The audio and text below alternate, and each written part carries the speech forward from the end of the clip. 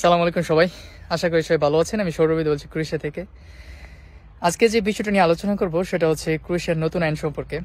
তো আপনারা জানেন যে আসলে ইউরোপীয় ইউনিয়নের একটি নিজস্ব আইন আছে এবং তার বাহিরেও প্রত্যেকটা দেশেই তাদের শ্রমিক নিয়োগের ক্ষেত্রে বা শ্রমিক ওই দেশে কাজ করার ক্ষেত্রে নিজস্ব আইন আছে। তো ক্রোয়েশিয়ার ক্ষেত্রেও তার ব্যতিক্রম নয়।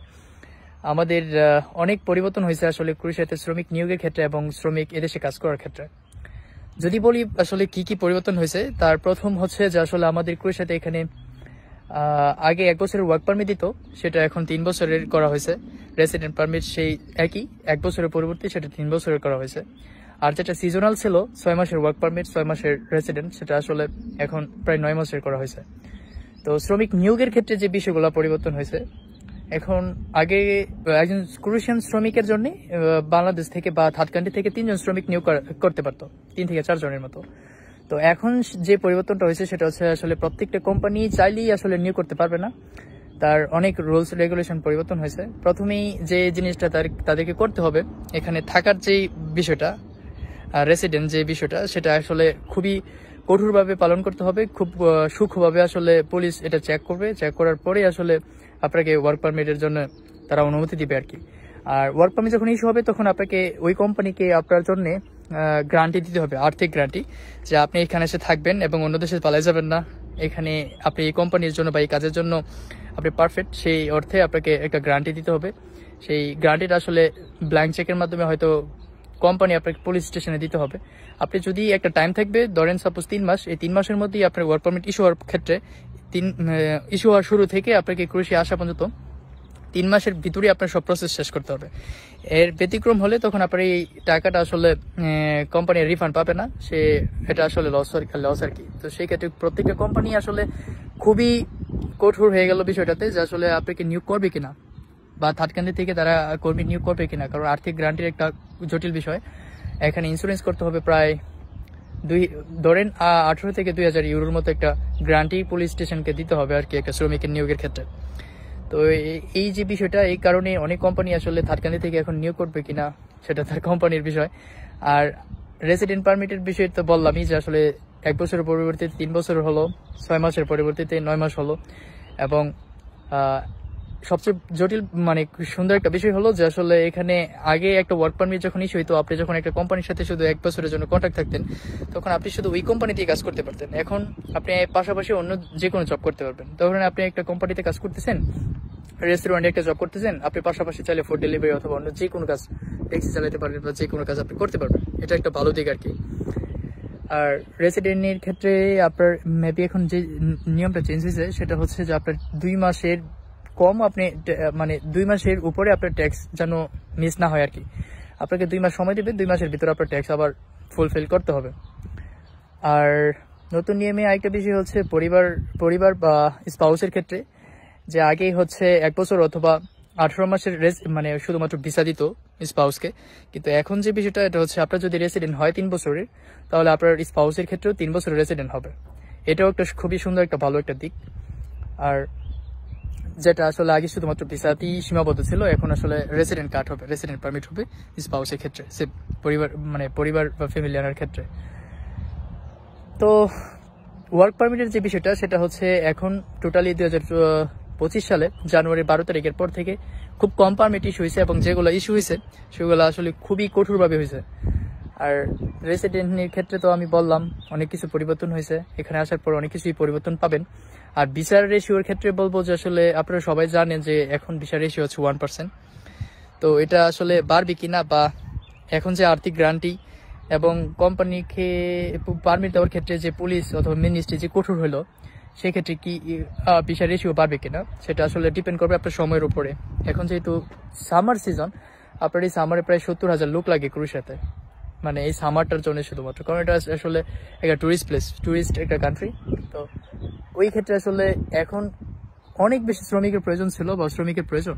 তো ক্রোয়েশিয়া আসলে কি করতেছে, এখনো পারমিট ইস্যু করতেছে না এবং ভিসার ইস্যু আসলে খুবই কমাই দিচ্ছে। এটা আসলে ওদের মিনিস্ট্রি ভালো জানে। তবে এবার যে একটা ধাক্কা খাবে ওরা, এটার পরবর্তী ধাপ আসলে আশা করি 2000 সামনের যে সময়গুলো আসতেছে, তারা আসলে অনেক কিছু পরিবর্তন করার মাধ্যমে তারা অনেক কিছু বুঝতে পারবে যে আসলে বিদেশি শ্রমিকের প্রয়োজনীয়তা।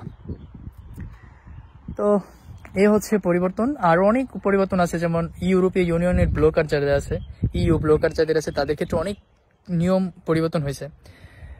এটা আসলে আমাদের জন্য না, যারা আসলে ইউরোপীয় ইউনিয়নের যে কোনো রেসিডেন্ট, পার্মানেন্ট রেসিডেন্সি আছে, যারা যখন ইইউ ব্লকার করে, যখন ক্রোয়েশিয়াতে এসে কাজ করতে চায় বা ক্রোয়েশিয়াতে পার্মানেন্ট হতে চায়, তাদের ক্ষেত্রে অনেক নিয়ম পরিবর্তন হয়েছে।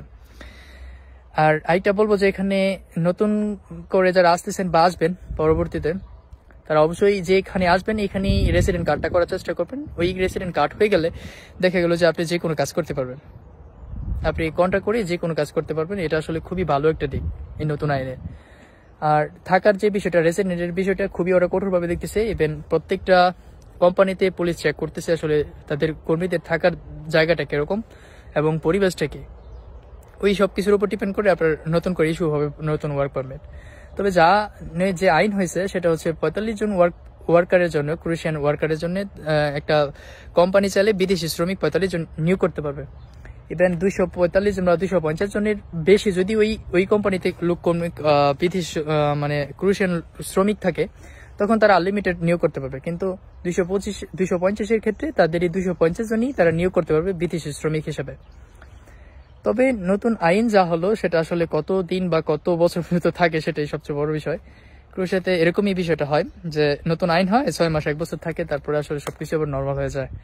তো জাগ্রেবে যারা আছেন বা আশেপাশে যারা আছেন, তাদের ট্যাক্স যদি কোম্পানি পেমেন্ট না করে বা ওয়ার্ক পারমিট যদি ক্যান্সেল থাকে, তারা একটু সতর্ক থাকবেন। এখন একটু পুলিশ চেক খুব বেশি হচ্ছে, পুলিশ চেক হচ্ছে, সেই কারণে আপনি নিজেকে সতর্ক থাকতে হবে নিজে থেকে নিজে।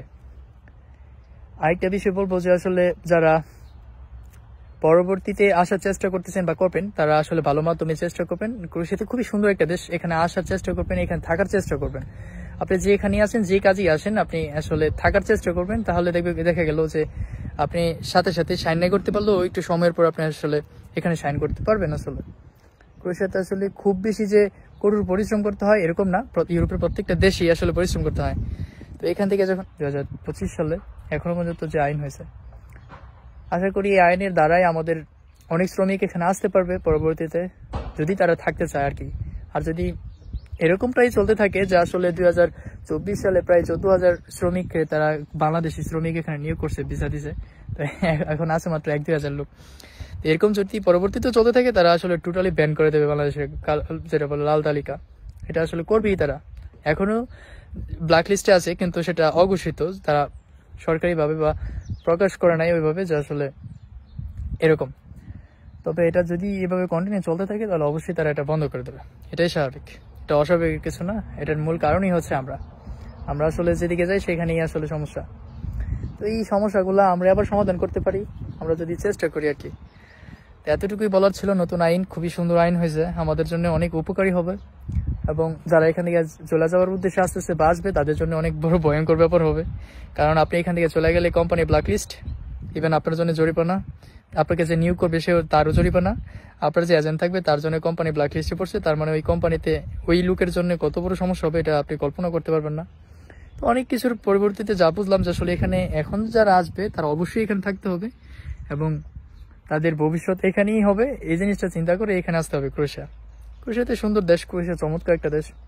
যারা আসলে আছে তারা ভালো জানে, যারা এখানে থাকার উদ্দেশ্যে আসে তারা আসলে ভালোই থাকবে আমার মনে হয়।